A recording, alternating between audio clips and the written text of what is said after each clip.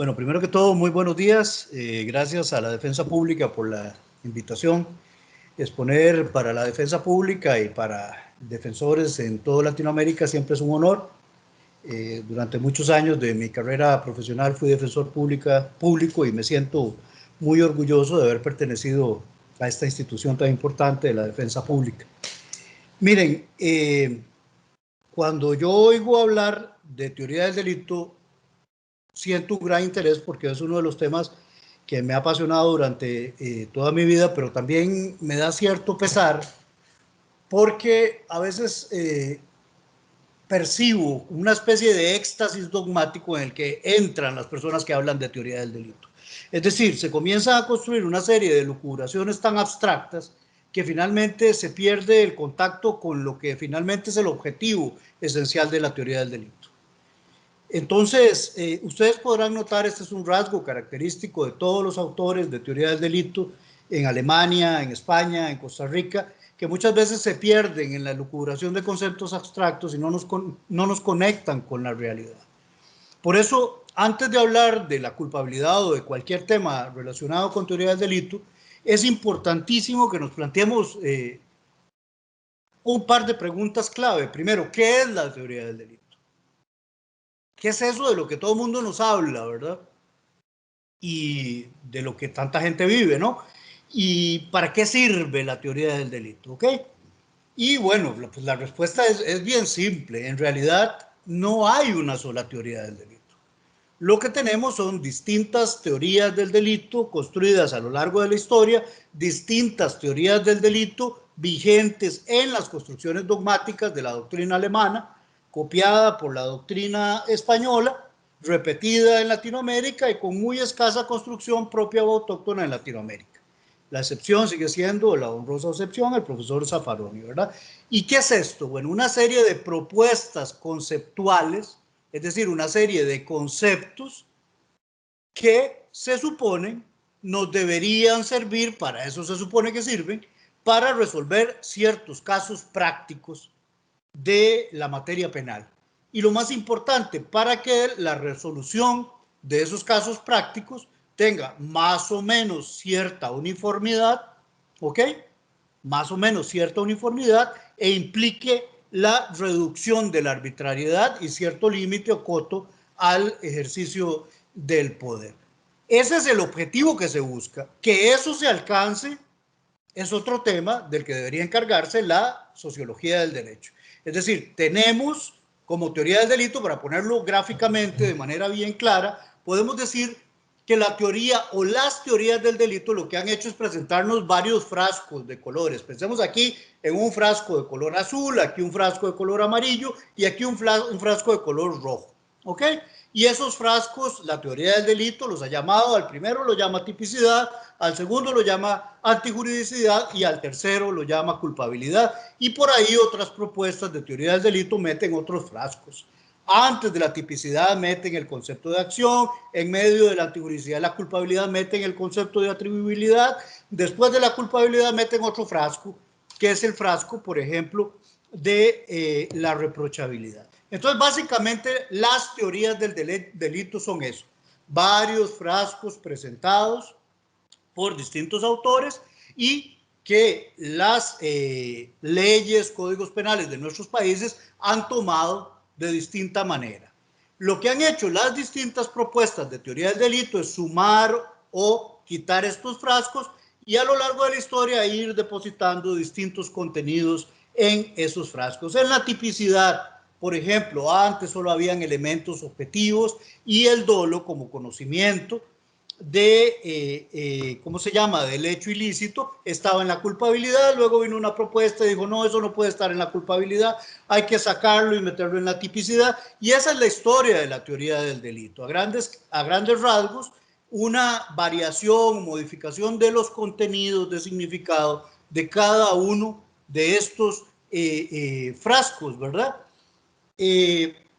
Ahora, es importante saber que esos frascos no son un objetivo en sí mismo, que esos conceptos no existen para sí, deberían servir, como repito, en el tanto nos sirvan para resolver casos prácticos, La teoría del delito como elucubración abstracta en la que se regodean por la construcción de conceptos abstractos, muchos autores, no sirve absolutamente de nada.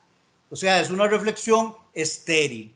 Tiene que servir para algo y ese objetivo, repito, es la resolución más o menos unificada, uniforme, que permita realizar el principio de igualdad de casos más o menos similares, y además tiene que servir como un límite al poder punitivo. Y aquí encontramos ya las primeras paradojas, ¿no?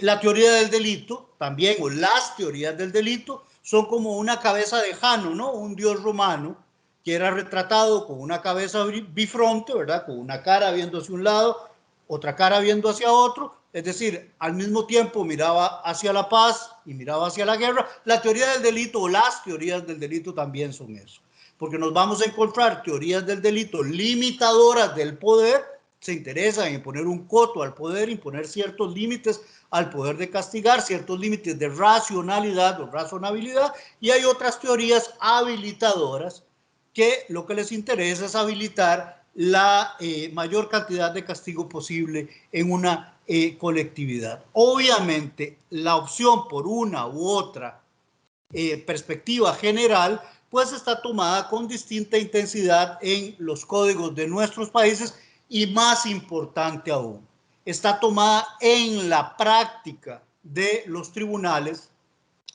de las salas de nuestros países. Es decir, aquello que decimos que debería aplicarse como un concepto en la teoría del delito, pues no sabemos si se aplica o no se aplica, no podemos inferir que se aplica o no se aplica sin hacer estudios de campo que nos muestren qué es lo que está diciendo la sala tercera, por ejemplo, en relación con el delito de violación. ¿Está diciendo cosas coherentes o está diciendo tonterías? ¿Qué es lo que está diciendo la teoría del delito en materia, perdón, la sala tercera en materia de concurso material, en delitos sexuales, etcétera, etcétera? Es decir, del dicho al hecho siempre hay mucho trecho. La teoría del delito, repito, es una propuesta conceptual, esos frascos, que ha tenido distintos contenidos, sigue teniendo distintos contenidos, y en la práctica de los tribunales, en el derecho viviente, tiene siempre distintos contenidos y aplicación, aunque a los dogmáticos les duela. O sea, no es lo mismo la teoría del delito que se aplica en el Tribunal de Juicio de Limón, que la que se aplica en San José, que la que aplican un tribunal de apelación o la sala tercera. Hay distintas opciones de teoría del delito. No les estoy diciendo lo que debería ser, les estoy diciendo lo que en la práctica usualmente acontece, ¿ok? Hechas estas aclaraciones, pues diremos entonces, otra pregunta importantísima es, bueno, y entonces, ¿qué es o de qué depende que se aplique una u otra teoría del delito? Bueno, primero, el conocimiento de esos contenidos conceptuales, de lo que nos propone la teoría del delito. Es decir, si yo no conozco ciertas propuestas de teoría del delito para aplicarlas a partir de lo que dice la normativa, las leyes de mis países, pues no voy a poder aplicar nada como operador judicial. Si yo no conozco, no voy a cuestionar, no voy a poder cuestionar como defensor, como defensora pública, lo que me está diciendo un fiscal, una jueza, al resolver un caso concreto. No voy a saber nunca si lo que está diciendo es descabellado, si tiene algún sentido o es una ocurrencia. ¿Ok? Primero, el conocimiento para poder aplicar. Y segundo, básicamente que nos dé la gana hacerlo. Porque se puede tener muchísimo conocimiento en teorías del delito y finalmente decidir no aplicarlas en la resolución de casos prácticos, simplemente porque al juez le da pereza, porque le parece que eso genera impunidad, entre comillas, etcétera, etcétera. De esto quiero entonces rescatar la siguiente idea esencial. Aquello que nos proponen las teorías del delito no son sino conceptos, y para decirlo claramente, son postulados normativos, normas de decisión que le pueden servir a alguien para resolver un caso concreto. Pero su planteamiento teórico o su planteamiento incluso en la ley todavía no nos dice nada sobre el grado de aplicación que se está dando de ellos en una realidad práctica determinada. Hechas estas observaciones iniciales, ahora sí podemos hablar un poco de la culpabilidad penal. Y cuando hablamos de la culpabilidad penal es muy importante tener en claro algo también esencial. Primero, Cuando hablamos de culpabilidad, estamos hablando fundamentalmente de un concepto polisémico, es decir, tiene muchos significados. Porque culpabilidad, por ejemplo, tiene un significado en el lenguaje coloquial, es decir, lo que entiende la abuelita, nuestro papá, nuestra hermana sobre culpabilidad es muy distinto de lo que se entiende en el derecho sobre culpabilidad. Aquello que se dice sobre la culpabilidad en el lenguaje coloquial usualmente está asociado a una idea de responsabilidad penal. Incluso tiene una enorme carga religiosa porque el concepto de culpabilidad está asociado en el lenguaje coloquial a la idea de mancha. Hay antecedentes religiosos en el concepto a la idea de mancha por el pecado. Obviamente este no es el significado que tiene el concepto de culpabilidad en el derecho penal. Pero todavía no decimos nada al decir esto. La culpabilidad en el derecho puede significar varias cosas. Primero, puede ser entendida como principio de culpabilidad, puede ser entendida como un componente más del concepto técnico jurídico del delito, es decir, uno de los frascotes. Aquí hay uno azul, aquí hay uno amarillo, aquí hay uno rojo. Vamos a decir que el concepto rojo es el concepto de culpabilidad y ahí podemos echar, o a lo largo de los años han echado distintos contenidos. Esa es la segunda acepción, el concepto de culpabilidad como componente del concepto técnico jurídico de delito, y también se entiende la culpabilidad como juicio de reproche o desaprobación, usualmente asociado a una idea de culpabilidad para la medición o fijación de la pena. Por lo menos estas tres acepciones tenemos. Y es importante que las distingamos para que sepamos que cuando hablamos de culpabilidad, puede ser que no estemos hablando de lo mismo. Hoy me invitaron a hablar de culpabilidad, así que voy a hablar un poco del principio de culpabilidad y del concepto de culpabilidad como componente del concepto técnico jurídico de delito. A ver, como principio de culpabilidad, ¿qué significa el concepto? No coincide con el lenguaje coloquial, debemos librarlo de cargas religiosas. Como principio, en sentido jurídico, puede tener dos grandes acepciones: una acepción procesal y una acepción sustantiva.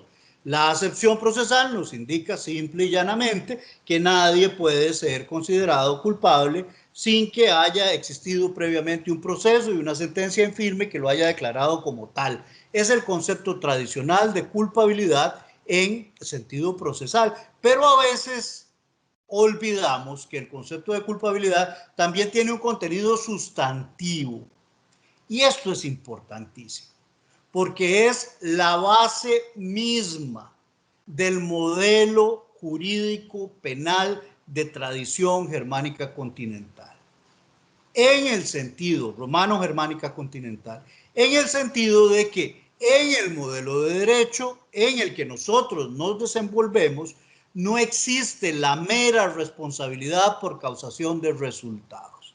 Cuando hablamos entonces de un derecho penal de la culpabilidad, tenemos que entender que estamos hablando de un derecho penal al cual le interesa no solo la causación de resultados lesivos, y esto es un enorme avance en la historia del derecho, sino un derecho también al que le interesa lo que había dentro de la cabeza de los sujetos, una dimensión subjetiva en relación con esos resultados lesivos ocasionados. Y esto es fundamental porque esta dimensión subjetiva tiene distintas traducciones en las valoraciones que proponen las teorías del delito, desde la tipicidad o la culpabilidad. Pero no me voy a meter mucho en esto. Lo que interesa es saber que esta dimensión de la culpabilidad como principio nos exige indagar, para poder declarar a alguien responsable penalmente, cierta dimensión subjetiva, entendiendo claramente la distinción entre objetivo y subjetivo. Objetivo, lo ajeno al sujeto; subjetivo, lo que acontece dentro de la cabeza del sujeto. El principio de culpabilidad nos obliga a hacer esa valoración. ¿Desde dónde? Desde ciertos conceptos que nos da la teoría del delito, como el concepto de tipicidad subjetiva y el concepto de culpabilidad. Bueno, esto es importante. El derecho penal en nuestros países no se basa en la mera responsabilidad objetiva. Además, es una responsabilidad o análisis de culpabilidad vinculado a un hecho en el cual ese hecho debe ser asociado a un sujeto específico que además se ha exigido que sea un sujeto con capacidad de voluntad y de acceder a las normas jurídicas y aplicarlas en sus acciones. Vean ustedes qué interesante. Entonces, tenemos la idea de culpabilidad en el lenguaje coloquial, un sociolecto específico, un lenguaje especializado que solo hablan los juristas, a veces sin interesarles que nadie más los comprenda, a veces con la intención de que otros los comprendan, pero bueno, un lenguaje especializado en que puede significar juicio de reproche, puede significar la culpabilidad, principio de culpabilidad, o puede significar concepto o componente del concepto técnico jurídico del delito, el frascote rojo. ¿Ok?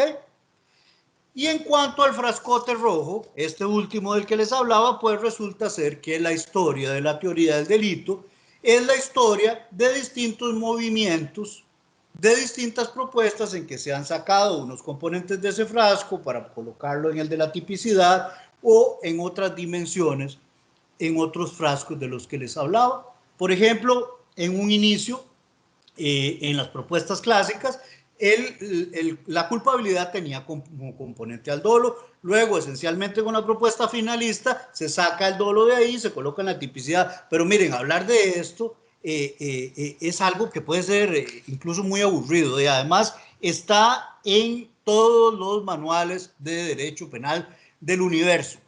Ustedes pueden encontrar esto en Hurtado Pozo, en Perú, pueden encontrarlo en Zaffaroni, pueden encontrarlo en el profesor Juárez Tavares en Brasil, en Costa Rica pueden leer decenas de tratados que dicen esto que yo les estoy repitiendo, en la dogmática alemana eso está extremadamente trabajado. Entonces eso no es lo que nos interesa. La historia del concepto de culpabilidad o cómo ha variado el contenido de ese concepto a lo largo de la historia, no es lo que nos interesa. Vamos a trabajar con el concepto, digamos que más aceptado de culpabilidad como componente de el concepto técnico jurídico de delito. Es decir, ya no estamos hablando de la culpabilidad como principio ni de la culpabilidad como reproche, sino como un concepto que nos va a servir para determinar si un comportamiento humano es delito. Analizamos el comportamiento humano, lo pasamos por el primer tamiz de la tipicidad, luego por el tamiz de la antijuridicidad y finalmente por el tamiz de la culpabilidad. Solo si ese comportamiento pasa esos tres frascos, podemos afirmar que ese comportamiento es delito en sentido técnico jurídico. De nuevo, la observación, el concepto de delito con el que trabajamos en este sociolecto no coincide, o no debería coincidir al menos, con el que se utiliza en el lenguaje coloquial o cotidiano. ¿Y cuáles son los componentes fundamentales que tiene ese concepto en su extensión o acepción más aceptada? Primero, componen este frasco rojo la capacidad de culpabilidad, también denominada en nuestro medio como imputabilidad. En segundo lugar, el conocimiento actual o potencial de injusto, es decir, del carácter prohibido y penado de un comportamiento. Y esto lleva implícito el análisis de aquellos errores que puedan incidir sobre esa capacidad de comprensión. Y finalmente, el último componente de este frasco rojo es la exigibilidad o inexigibilidad de un comportamiento conforme a derecho. En cuanto al primer componente, visto de manera muy rápida, lo más importante que tenemos que decir es que lo que se asocia a este concepto es una idea de normalidad. Es decir, lo que nos encontramos en los códigos de nuestras regiones es una definición negativa. Es algo raro esto, solo los abogados lo hacemos. Es decir, ¿a dónde han visto ustedes que para definir qué es una mesa, se nos diga, miren, una mesa es algo que no es una silla? ¿Ok? Bueno, en los códigos penales de nuestras regiones se dice eso. Se dice que es la inimputabilidad, la ausencia de imputabilidad. ¿Ok? pero nunca se nos indica qué es la imputabilidad. Y bueno, pues no es otra cosa que cierta idea de normalidad que no sabemos dónde se construyó ni quién la construyó. Cierta normalidad estadística, cierta normalidad social, que usualmente ha sido definida desde la ciencia psiquiátrica. Nadie nos dijo quiénes tomaron esa decisión, a dónde comienza la locura y a dónde termina la locura, pues es una decisión que no es tomada democráticamente, nunca se discute en ningún foro, no se discute en las asambleas, ¿sí?, legislativas, en los parlamentos de nuestros países, sino que usualmente se toma como base un manualote, un libro así gordo, ¿verdad?, que usan los psiquiatras, que es el DSM-5 en este momento, en el que están definidas todas las enfermedades mentales que supuestamente podemos padecer los seres humanos. Y digamos claramente que de ese librote han sacado y metido algunas cosas. Por ejemplo, ahí estaba metido el homosexualismo y otras cosas que han sacado y metido para denominarlas como enfermedad mental o no. Bueno, volviendo a lo central. ¿Qué es la imputabilidad? No está definido, pero digamos que está asociado a cierta idea de normalidad. Y por el contrario, la inimputabilidad o falta de capacidad de culpabilidad usualmente se asocia al padecimiento de alguna enfermedad mental o trastorno de la conciencia que afecta la capacidad de conocimiento y de voluntad de los sujetos, es decir, que afecta su libre decisión, su capacidad de voluntad. Hay una enorme bibliografía inabarcable sobre estos temas que pues obviamente genera discusiones mucho mayores. ¿Quién tiene que hacer el análisis de las enfermedades mentales? ¿Qué valoración le toca a los jueces respecto o a las juezas respecto de las consideraciones que hacen los peritos sobre las enfermedades mentales? ¿Qué tipo de estructura conceptual tiene esta idea de la imputabilidad? ¿Bajo qué criterios se pueden descartar las valoraciones hechas o no por un perito? Son discusiones muy amplias, pero digamos que en términos generales, para determinar la capacidad o más bien la incapacidad de culpabilidad, lo que debe hacer la operadora judicial, el operador judicial, es remitir a la persona que ha cometido un comportamiento típico y antijurídico ante un perito psiquiatra para que valore si padece alguna enfermedad mental o un grave trastorno de conciencia. Al obtener esa valoración sobre la existencia de esos componentes de una enfermedad o un grave trastorno de conciencia, lo que le queda al operador judicial, a la operadora judicial, es someter esos datos que le ofrece el psiquiatra a una valoración normativa. Es decir, decidir si esa enfermedad mental tuvo o no incidencia sobre la capacidad de comprensión y sobre la capacidad de voluntad de un sujeto individual actuante respecto del comportamiento típico y antijurídico que se le está atribuyendo. Vean qué importante lo que estamos diciendo, porque esto también es fundamental. El derecho penal de la culpabilidad exige la vinculación de un hecho objetivo, de un comportamiento, con un sujeto específico de carne y hueso, la persona o las personas que están siendo juzgadas, para determinar si en ese comportamiento incidieron o no factores específicos individuales del sujeto a los que denominamos como enfermedades mentales o graves trastornos de conciencia y respecto de los cuales el operador judicial debe decidir si eso influyó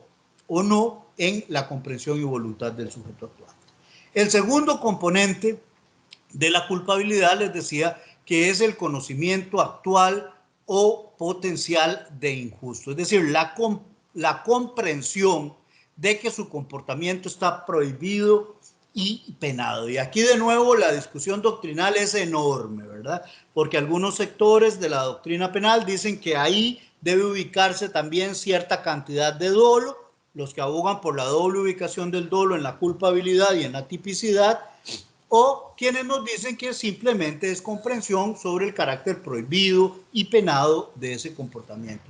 Esas discusiones son muy interesantes, pero en la práctica lo que nos interesará determinar es si el sujeto concreto que estamos juzgando, de acuerdo a sus atributos socioculturales, educativos, qué sé yo, de procedencia geográfica, de pertenencia o no a minorías étnicas, estaba en capacidad de acceder, de comprender una norma jurídica que forma parte de una cultura jurídica dominante. Es decir, una norma jurídica que impone o un deber de actuar o un deber de no actuar.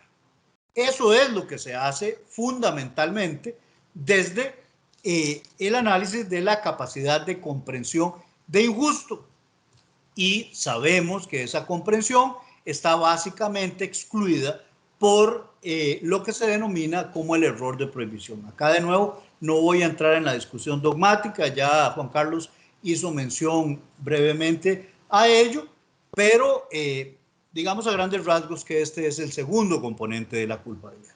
El tercer componente de la culpabilidad no es otro que el de la exigibilidad o inexigibilidad de un comportamiento conforme a derecho.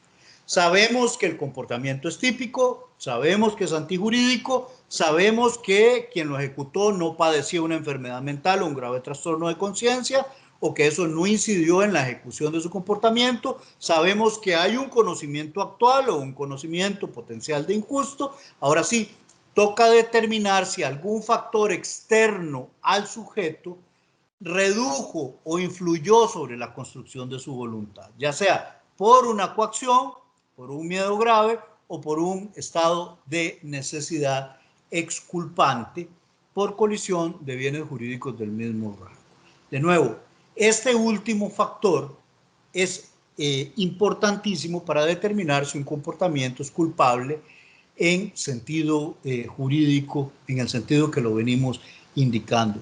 Obviamente, la crítica más importante que podemos construir respecto a estos conceptos es que en el desarrollo de los mismos usualmente subyace un concepto de ser humano, una visión antropológica, una idea acerca de lo que es la manera de actuar de los sujetos que está asociada a un modelo de hombre, ¿ok?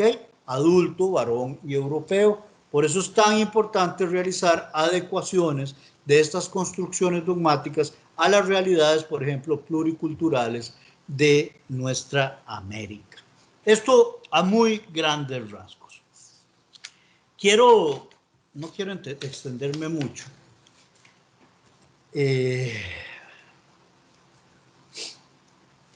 A ver, nada más que para pues recordar algo importante. ¿Cuál es entonces el papel de la defensa pública frente a este y otros conceptos de la teoría del delito? Pues lo mínimo, exigir una aplicación congruente de los mismos, exigir una aplicación que permita efectivamente limitar las prácticas punitivas, dotarlas de cierta racionalidad y dotarlas de cierta uniformidad. En la actual coyuntura histórica, el derecho penal de la culpabilidad está en peligro, está en cuestión, se tambalea, sobre todo por la influencia de ciertas propuestas del derecho penal anglosajón. A veces no captamos esto, pero hay indicios clarísimos. Por ejemplo, la irrupción de la responsabilidad penal de las personas jurídicas en el contexto del derecho penal que aplicamos en Latinoamérica no es otra cosa que la negación misma del derecho penal de la culpabilidad. La tradición romano-germánica nos había informado la idea clarísima de que las sociedades no pueden delinquir, pero detrás de esto hay una razón más profunda. Las sociedades no podían delinquir por sí solas porque no eran sujetos cognoscentes. Es decir, no hay ninguna sociedad anónima que independientemente de sujetos de carne y hueso pueda conocer el derecho o construir una voluntad conforme a esa comprensión. Entonces, este proceso de irrupción de la responsabilidad penal de las personas jurídicas, y sé que con esto me opongo a lo que dicen muchos, en realidad es la manifestación de un proceso muchísimo más grande de colonización de la responsabilidad objetiva por encima de criterios de culpabilidad de criterios de responsabilidad subjetiva que tenían miles de años de estar siendo construidos. Es decir, ahora se nos dice que no es necesario hacer valoraciones a nivel subjetivo, sino que basta la verificación de un resultado lesivo. Y vean que esto último no solo se está haciendo respecto de la responsabilidad de las personas jurídicas, también en el derecho penal de las personas de carne y hueso, de las personas físicas, vemos cómo va en retirada del análisis de esta dimensión subjetiva, precisamente mediante el adelantamiento de las esferas de punición, mediante el privilegio excesivo a los denominados delitos de peligro y con otros factores que podríamos mencionar más adelante. Finalmente, la afectación o limitación o debilitamiento del derecho penal de la culpabilidad la encontramos con el cuestionamiento que se viene dando desde las neurociencias acerca de la capacidad de construcción de la voluntad de los sujetos. En esencia nos dicen que los seres humanos no podemos construir libremente nuestra voluntad porque nuestro cerebro, por así decirlo, decide autónomamente sin que medie nuestra dimensión consciente. Esto es una discusión enorme que podría dar para otra conferencia, pero quiero cerrar con esta idea. Entonces, el derecho penal de la culpabilidad va en retirada por la influencia de estos dos factores fundamentalmente. Hay otros, ¿verdad? Y pues nos encontramos ante una encrucijada. Desde mi perspectiva, el papel de los operadores judiciales y sobre todo de la defensa es exigir una aplicación uniforme tanto del principio de la culpabilidad en su dimensión sustantiva como de los criterios de vinculación del injusto penal con un sujeto concreto que nos encontramos justamente bajo las exigencias de análisis de imputabilidad, de conocimiento actual o potencial de injusto o de exigibilidad, inexigibilidad de un comportamiento conforme a derecho. De mi parte, esta sería mi intervención el día de hoy. Quedo abierto a cualquier pregunta, crítica, observación que tengan las otras personas que intervienen. Muchísimas gracias. Continuamos con una pregunta para don Gustavo Chan. ¿Cómo atiende o aborda la dogmática alemana el error de prohibición culturalmente condicionado?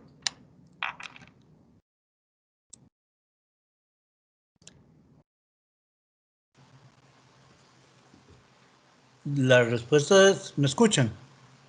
Sí, señor, perfectamente. La respuesta es muy simple, no lo atiende. Esa es una construcción exclusivamente latinoamericana y es muy simple, digamos, la comprensión de la dogmática. Es más, se los voy a ejemplificar con una anécdota interesante. Estaba en un seminario en el que estaba el profesor Friedrich, el profesor Klaus Günther y algunos otros profesores más viejos de la facultad en Frankfurt, y yo le planteaba la pregunta a uno de ellos en el sentido de qué tratamiento había que hacer de los errores de miembros de minorías étnicas provocados justamente por su pertenencia a culturas jurídicas minoritarias, ¿verdad? Que es un tema, bueno, que vengo trabajando desde hace décadas, ¿verdad? Y la respuesta de uno de los profesores, no voy a decir, no fue mi profesor, uno de los profesores más viejos se volvió y me dijo, mire, pero dígame una cosa, Costa Rica es una democracia. Esa fue su respuesta, ¿no? Y entonces a mí me dio mucha cólera. Le dije, sí, es una democracia. Y no tenemos las manos llenas de sangre, ¿no? Es más, es una democracia más antigua que la alemana. Pero lo que me quedó en evidencia es simplemente que detrás de la concepción de la teoría del delito hay un prejuicio, un estereotipo. Es la idea de que hay una sociedad culturalmente unificada, ¿no? En esa acepción de que para comprender el carácter prohibido y penado de un comportamiento solo falta realizar un esfuerzo de conciencia, lo dice mucho de la dogmática penal. Para entender cuando un comportamiento está prohibido y penado, nada más hay que hacer un esfuerzo de conciencia porque los valores están asentados en la conciencia de las personas. Es la idea de la ética material de los valores de Nicolai Hartmann. entienden que hay una uniformidad cultural que permite que cualquiera entienda cuando un comportamiento es o no es delito, ¿no? Eso no es cierto, ni siquiera en países de la primera mitad del siglo XX en Alemania, porque habían factores culturales de acceso a educación, factores de culturas regionales que incidían en esa comprensión. Pero se comienza a discutir esto justamente desde la antropología jurídica, desde la sociología del derecho, y comienza una discusión que no se ha traducido en conceptos dogmáticos penales, cuando comienza el proceso de guetificación o de transculturización de las subculturas europeas. Es decir, hay grandes procesos de migración de personas de distintas culturas del mundo, de las Antillas, de las antiguas colonias, etcétera, etcétera, migrantes latinoamericanos, que comienzan a construir pequeñas islas culturales, ¿no? Grandes antropólogos del derecho, por ejemplo, Bierbrauer, han demostrado, digamos, que dentro de estas islas culturales, la concepción o el conocimiento que tienen las personas de ciertas áreas del derecho puede ser mayor. Pero hay otras áreas respecto de las que tienen una menor comprensión acerca de lo que está prohibido y penado. Entonces hay que entender esto en términos de culturas jurídicas. Hay una cultura jurídica dominante y hay pequeñas islas subculturales, esa es la realidad ahora en Europa y en casi todo el mundo, y en Latinoamérica también sucede esto, ¿no? Y en esas islas culturales pueden darse básicamente tres factores. Puede haber una congruencia de las normas de la cultura minoritaria con las normas de la cultura jurídica dominante, puede haber una indiferencia o puede haber una contradicción con las normas de la cultura jurídica dominante. Si la relación es de congruencia entre las normas de la cultura jurídica minoritaria y las de la cultura jurídica dominante, no podremos afirmar un error, por ejemplo, de prohibición. Es decir, ha habido un error al asumir tanto que es imposible que los miembros de una cultura jurídica minoritaria estén en error respecto de la cultura jurídica dominante, como hay un error muchas veces de parte de la defensa al afirmar que siempre que alguien está en una cultura jurídica minoritaria, inmediatamente tenemos que afirmar que va a estar en una situación de error de prohibición.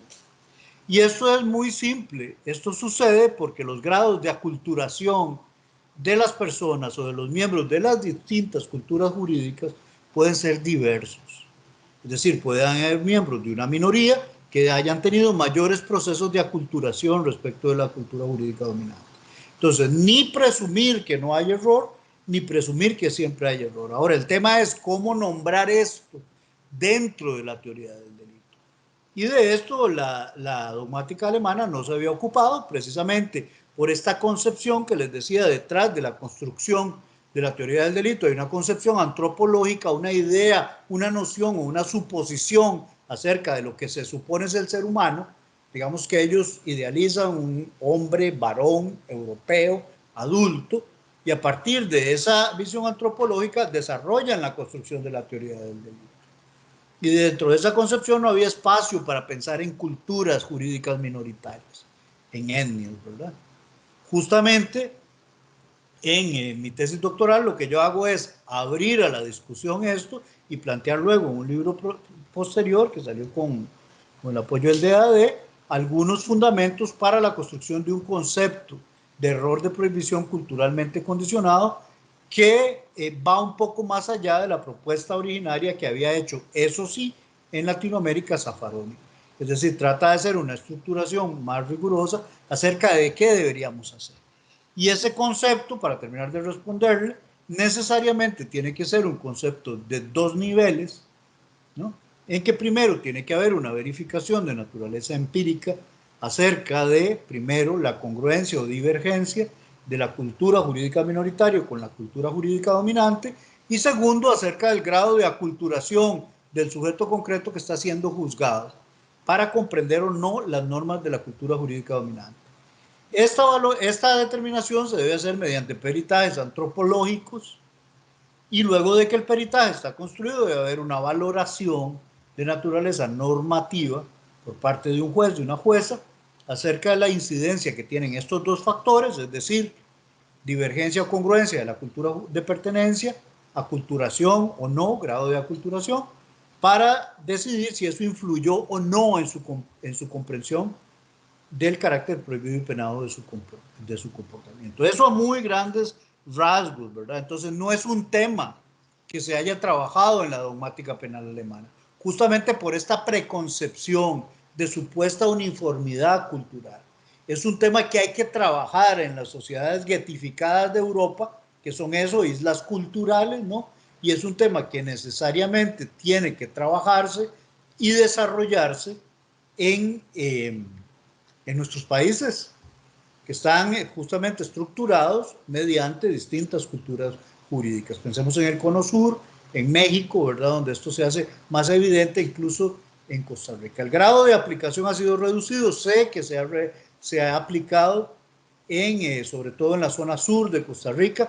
Cuando fui juez de apelación de sentencia penal, tuve la oportunidad de ir a un par de audiencias con miembros de minorías étnicas, culturales de la zona de Buenos Aires, y se hicieron un par de análisis al respecto.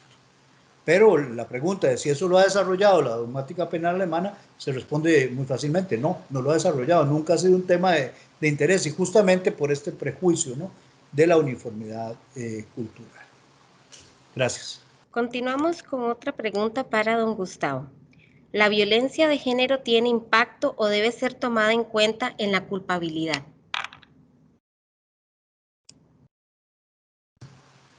Sí, claro. Claro que sí. Es más, antes Rosaura hizo referencia a consideraciones que se han hecho, incluso desde la delimitación de los parámetros de razonabilidad, por ejemplo, en las causales de legítima defensa. Es decir, deberíamos hacer una particularización, pero siempre a modo de pregunta. A ver, ¿habrá factores específicos de enfermedad mental o graves trastornos de conciencia que incidan en la capacidad de voluntad o no de las mujeres relacionadas con cuestiones de violencia machista? ¿Habrá factores vinculados a temas de violencia machista, por ejemplo, que incidan sobre la capacidad de comprensión de injusto o de error? Y muy importante, tal vez ahí es donde está el factor más fértil, ¿verdad?, o el componente más fértil. Habrá factores o condiciones de violencia machista que nos permitan identificar formas específicas de inexigibilidad de un comportamiento conforme a derecho. Y justamente a este nivel es que podemos ver, por ejemplo, ante la colisión de bienes jurídicos del mismo rango, ¿verdad?, podemos analizar factores de exclusión de la culpabilidad muy propios de mujeres. Digamos, el ejemplo que yo veo más claro es aquel ejemplo ya recogido por alguna jurisprudencia de la Sala Tercera, de otra Sala Tercera, muy anterior a la de ahora, a la tras anterior, que tenía algunas posiciones más claras en estos temas, ¿verdad? El caso de una mujer que sabía, digamos, que permanentemente había un peligro para la vida de su hija y para la de ella misma, porque su compañero llegaba y pues aparte de que violentaba sexualmente a su hija, siempre existía el peligro de que atentara contra la vida de ellas. El señor llegaba borracho, ¿verdad? Abusaba de su hija y luego la golpeaba a ella y a su hija, ¿verdad? Entonces, lo que había es que en una ocasión el tipo llegó, no lo hizo, se quedó dormido en una silla, ¿no? Y bajo los parámetros tradicionales, digamos, de actualidad o inminencia de la situación de riesgo, no se podía afirmar la existencia de, por ejemplo, de un estado de necesidad exculpante o eventualmente el análisis que hagamos de una justificante, ¿verdad? Sin embargo, se extendió el concepto, rebasando las nociones de peligro actual o inminente a una noción que no había sido todavía recogida en la jurisprudencia y que apenas estaba comenzando a ser nombrada, por ejemplo, por Roxin, con la noción de peligro permanente, es decir, situaciones en que hay un riesgo que si bien no se ha actualizado o no hay posibilidades o indicios de que vaya a acontecer, digamos, se han reiterado a lo largo del tiempo de manera tal que nos permiten afirmar que hay un riesgo permanente, aun cuando en el momento concreto no hay un peligro inminente. Y justamente bajo esa valoración, pues el tipo se quedó dormido y la señora, pues antes de que sucediera lo que frecuentemente y usualmente sucedía, pues lo mató de varias puñaladas. Entonces, sí tienen que hacerse particularizaciones. Ahora, de nuevo, la respuesta no es afirmar. Siempre que hay una mujer, ¿ah?, va a haber factores específicos para declarar obligatoriamente una exclusión de la culpabilidad por falta de exigibilidad. No. O sea, yo creo que nadie se atreve a afirmar eso. O sea, la consideración de factores de género no significa renunciar a estas categorías o conceptos, a los frascos, ¿verdad? Ahora, lo que tenemos que definir es cuáles componentes echamos dentro de los frascos para en cada caso analizar siempre y determinar si algún factor específico vinculado, por ejemplo, a violencia machista, debe ser considerado para excluir alguno de los componentes de la culpabilidad. Es decir, la consideración de factores de violencia machista nunca debe llevar a la eliminación del análisis conceptual que nos permite la teoría del delito. Debe llevar a la reconstrucción y reconstitución de los conceptos y de sus significados, dándoles un significado que nos permita ver, analizar, construir una mirada respecto de factores que la dogmática no había considerado antes. Pero ello no implica una renuncia de esos conceptos que nos ayudan a limitar al poder. Implica redefinir sus significados, no renunciar a ellos. Pero claro que sí. Y hay cientos de casos a partir de los cuales podemos reflexionar sobre la necesidad de reconstruir el contenido de esos conceptos. Y para ello no necesitamos reformas legales, ¿verdad? Eso es la forma más clara y pura de creación del derecho en manos de los jueces. Eso es otra discusión enorme, ¿verdad? Y muy importante. Las juezas y los jueces crean derecho.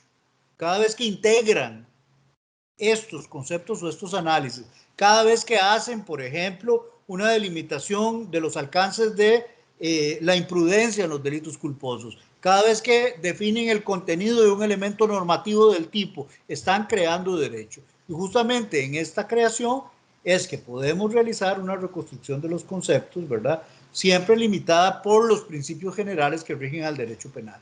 Interpretación restrictiva, respeto del principio de legalidad, respeto del principio de culpabilidad, etcétera, etcétera, etcétera. Muchísimas gracias. Primero que todo, pues agradecer a la defensa y felicitarlos por esta actividad tan importante. Para mí siempre es un honor volver a la defensa y compartir con compañeras y compañeros defensores públicos de Costa Rica y de toda Latinoamérica. Mis felicitaciones por su trabajo, sobre todo en este momento histórico. Y sobre esto es que quisiera enfatizar mis conclusiones. Es muy importante que como operadores del sistema penal, como defensores públicos, nos formemos en el conocimiento, que aprendamos, que seamos capaces de cuestionar, que estudiemos teoría del delito, que estudiemos permanentemente derecho, que nos empapemos de otras disciplinas de conocimiento. Pero el derecho es esencialmente práctica, ¿no? Y el derecho es esencialmente actitud, ¿no? Y en eso, pues obviamente, la actitud de las defensoras públicas y los defensores públicos en Latinoamérica es muy importante. Sobre todo en este momento histórico en que nuevos totalitarismos avanzan en toda la región y se hacen cada día más evidentes en El Salvador, en Nicaragua, en Brasil, en otros países del Cono Sur, en que el Estado de Derecho está siendo debilitado y cuestionado día a día. En ese contexto, la actitud de las defensoras y los defensores públicos, una actitud cuestionadora de lucha por el Estado de Derecho y por la defensa de sus patrocinados y de su institucionalidad democrática, es fundamental en este momento. Por eso mi felicitación a todas ustedes, a todos ustedes, porque sé que en el trabajo cotidiano están permanentemente en una trinchera de lucha y de defensa del Estado Democrático de Derecho y de los derechos de todas las personas. Un fuerte abrazo para todas, para todos, y que tengan un hermoso día, y muchas gracias de nuevo por la invitación.